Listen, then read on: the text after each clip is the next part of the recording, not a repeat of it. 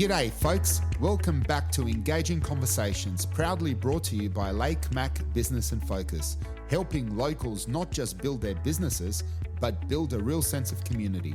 I'm your host, Leon Goldsman, co-founder of Equilibrium Headquarters, and today we've got a ripper of an episode lined up for you. Now we've added a slight approach to this program, adjusted to our guest style, just for fun. And if you're like me, who doesn't enjoy having a bit of fun while we work? Especially when trying out different intros like I am right now.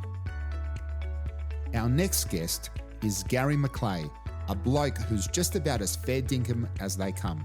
Now, Gary's not here to talk about growing his business. Nah, he's actually winding things back. But don't let that fool you. This fella's got more than a few tricks up his sleeve, and he's here to share his story, give some straight up advice for anyone looking to jump into business, and maybe spin a yarn or two. But what I love about Gaz is that he reminds me of those classic Aussies who'd give anything a crack. No nonsense, no fluff. Just a down-to-earth, happy-go-lucky kind of guy. Now, I gotta say, we won't be covering everything under the sun, though we could, but I'll be asking him how he got started as an electrician, how he became one of Lake Macquarie's most trusted sparkies, and how he earned the nickname The Guru. Gary's the kind of bloke you can have a chin wag with about anything, and after today's chat, I reckon you'll see why. So without further ado, let's get into it, eh? Yeah, my name is Gary McCleay. I've lived in Morrissette and the Peninsula for the last 63 years.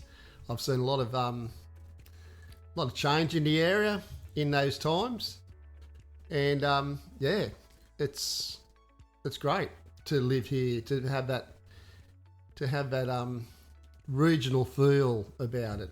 But it's really ramping up with all the development in the area, and Waddingon Park, Trinity, all these, the subdivision down Dora Creek on the old Chook Farm.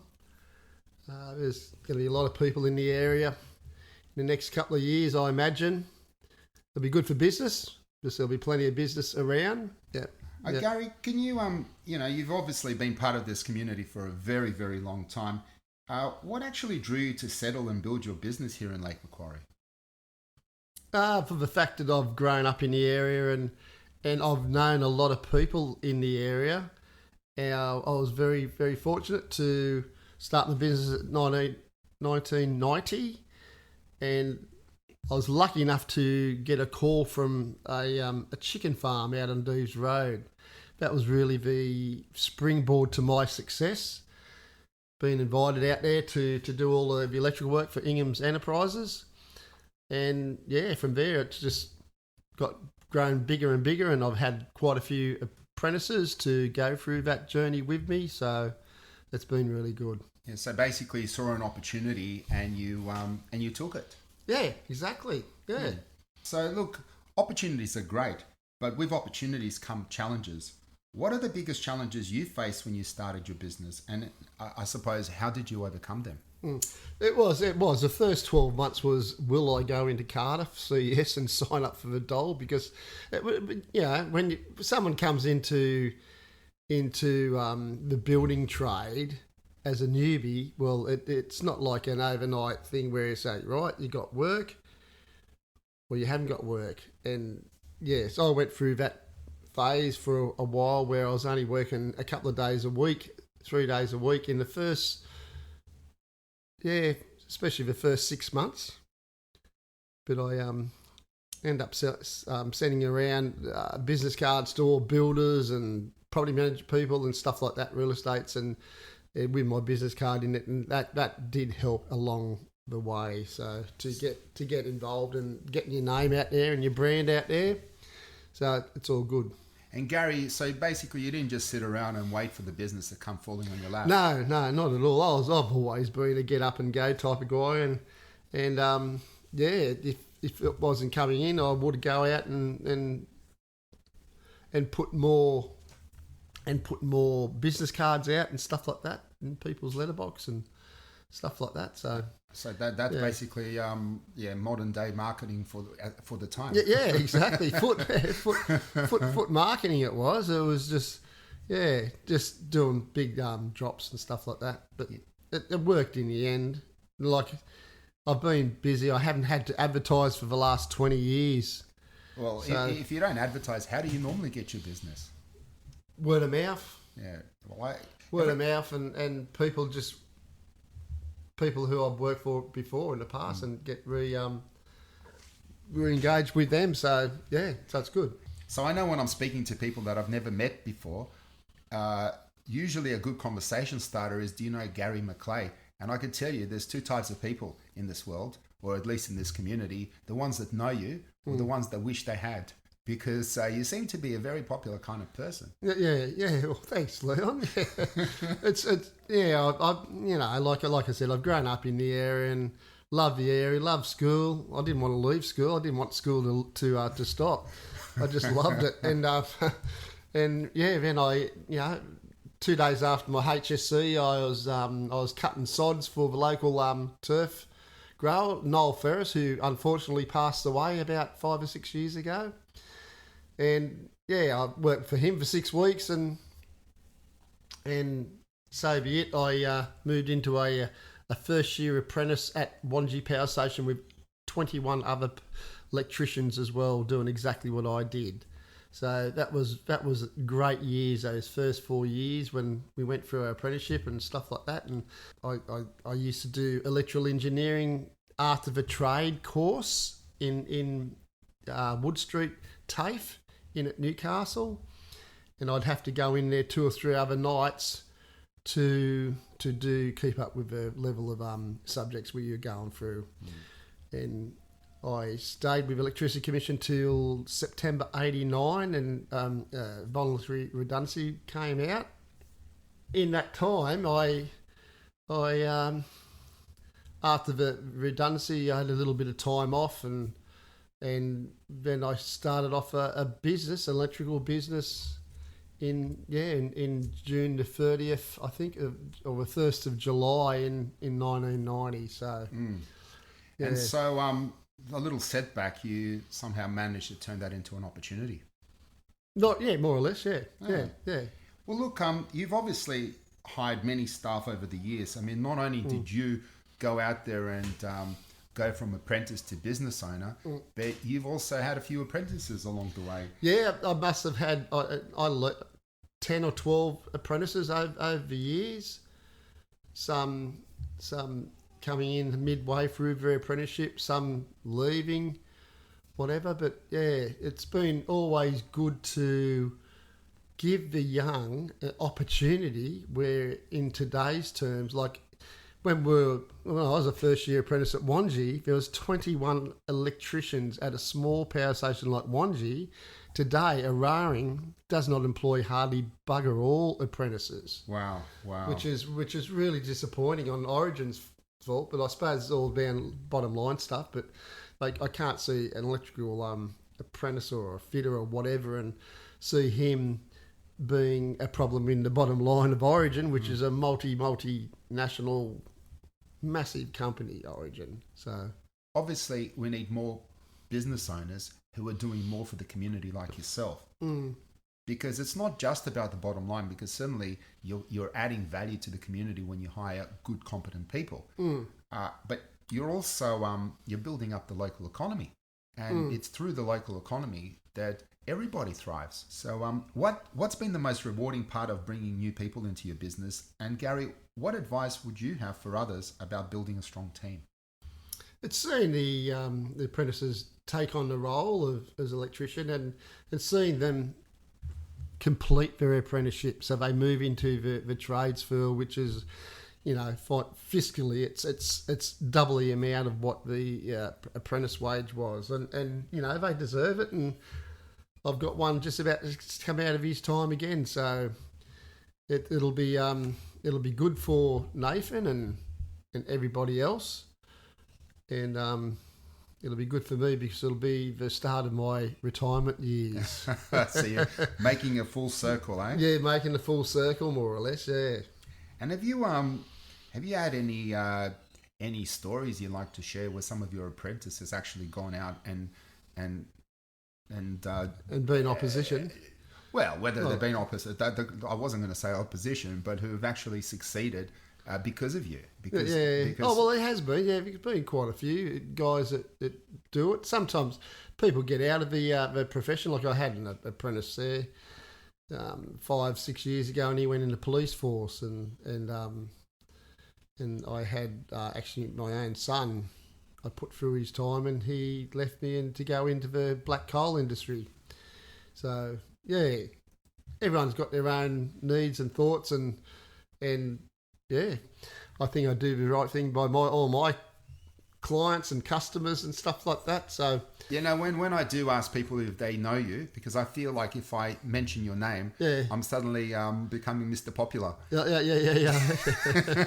So when I say Gary McCleay, they say, "Oh, Guru." Yeah. And at first I thought, why are they calling him that? There must be a story about that. It was my playing days on the football field. I had a bit of prowess. I had a little bit of leg speed, and I used to tackle very, very hard. And I just got called Guru. There was a winger from the Eels in the early 80s, Eric Grove, and he was Guru, and I was not his exact same style, but I was on the footy field in another way, just running and just barreling guys, and defensively I was quite strong on defence and stuff like that. So, who do you think is going to win the next premiership? That is a hard one, isn't it? It definitely won't be the Roosters. I don't think it's going to be the Roosters. I think it'll be probably Penrith again. Yeah, I really do. I wouldn't doubt it anyway, because they've got I don't know what it is. They've got good players in all the positions. And I suppose a good strategy as well. Gary, family seems to be a big role in your life and in business. For some of the people out there who are wondering, how have you managed to balance the demands of running a business, and what lessons have you learnt along the way? When you're an electrician, you're generally the most popular family member, as in doing love jobs for family. I stopped that a long time ago. Well, for neighbours as well, because I'm sure I know myself how many people have actually called you. That's right. But, balancing family, like Raquel, my beautiful wife, she looked after my two sons up until high school age, and then she went out in the workforce, which has been a boon for us both.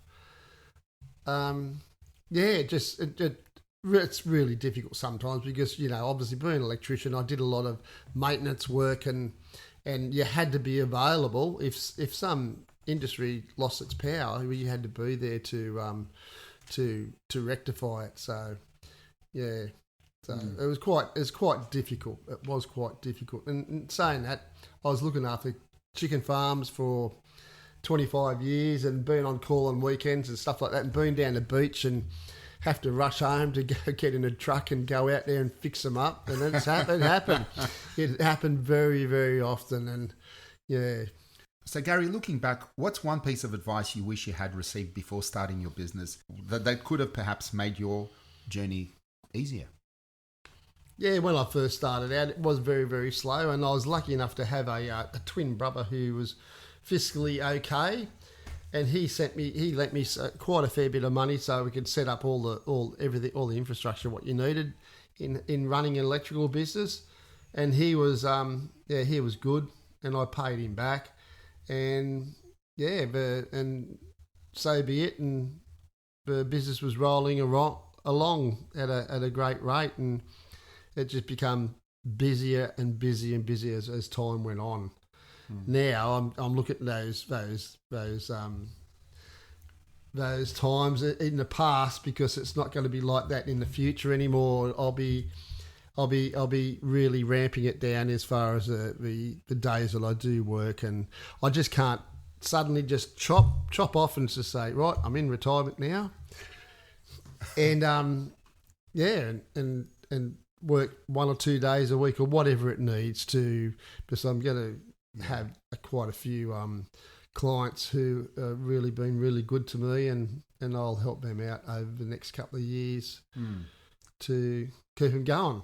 What I love about somebody who works hard and also is very well respected, and I think that's got a fair bit to do with it, is you're always happy. You're always smiling, you're always laughing, you're always chatting to people. Yeah. And I think that's probably one of the reasons, for having such a successful business, isn't it? Yeah. It puts you in a good spot. Like, we're in a good spot in our lives right now.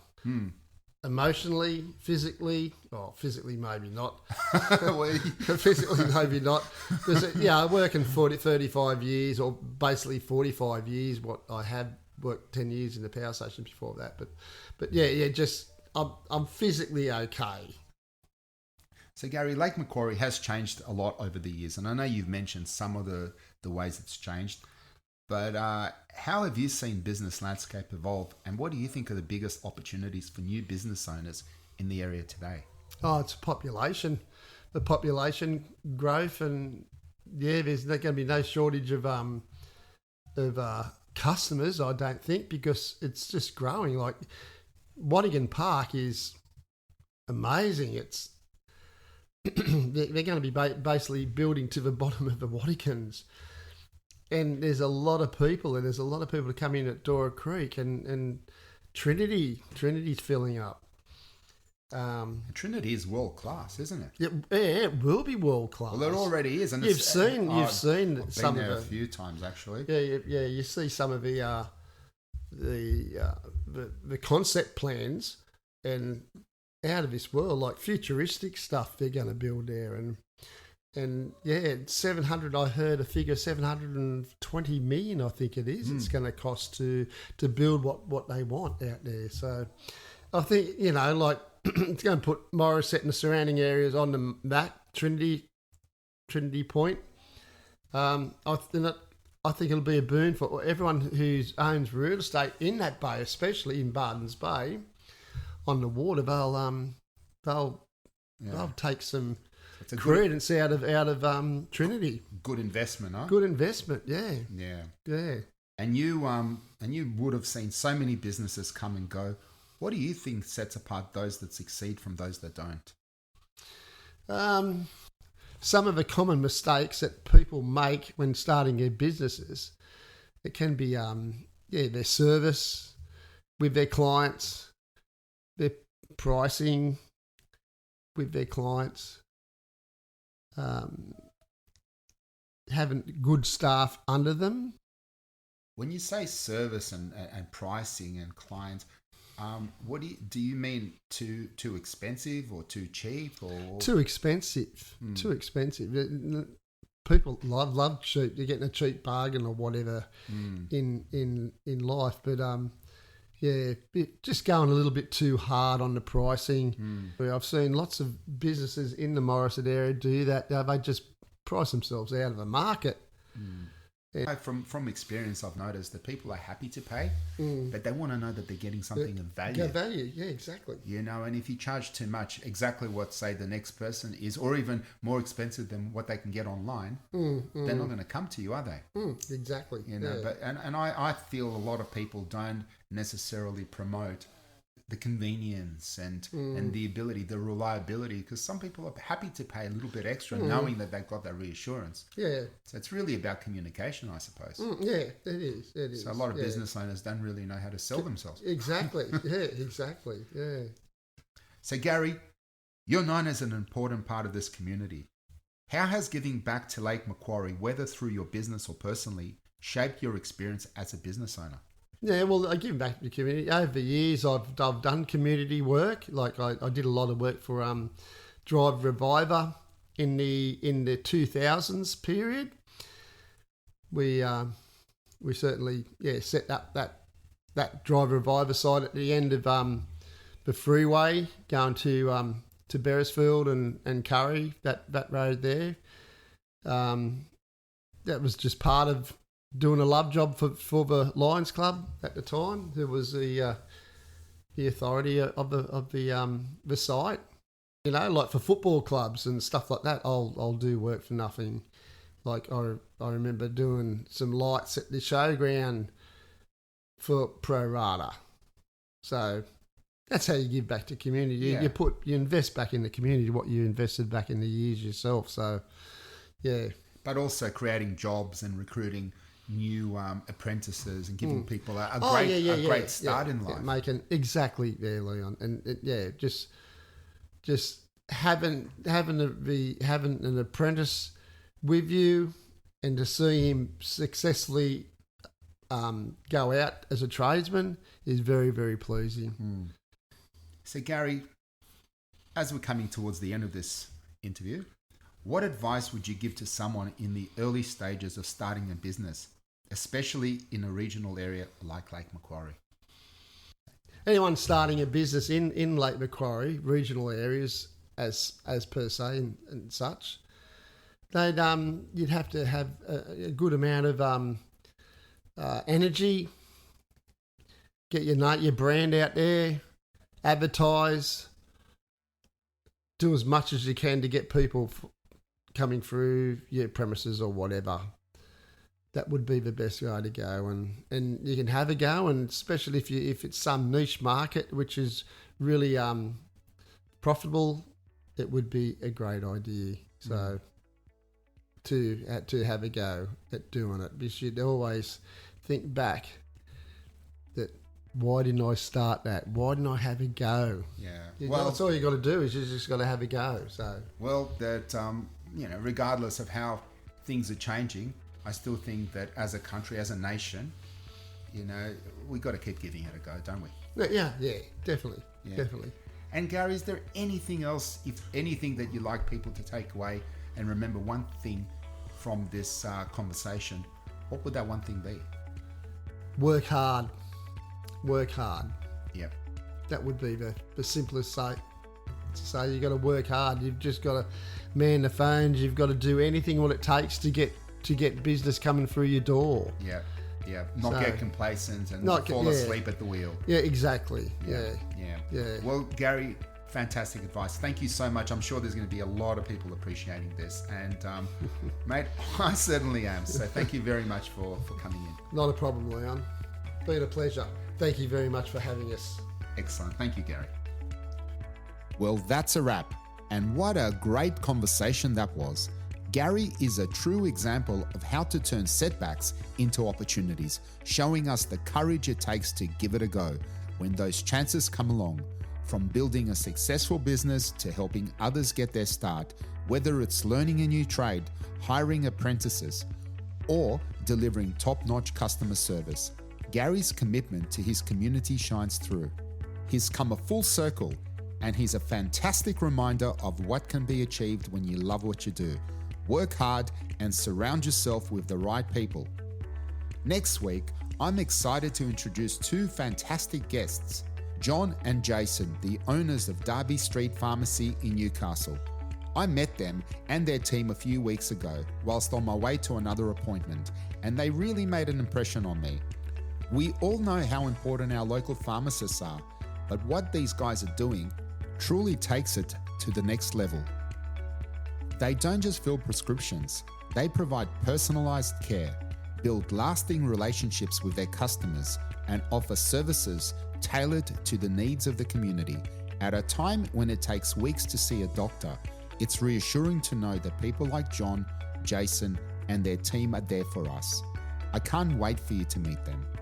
Oh, and if you have any questions for Gary or myself, or any of the other speakers on any of our shows, please check the show notes for details on how to get in touch. I'm Leon Goldsman, and I'm looking forward to connecting with you again next week. Until then, stay engaged, stay connected, and let's keep making a difference together.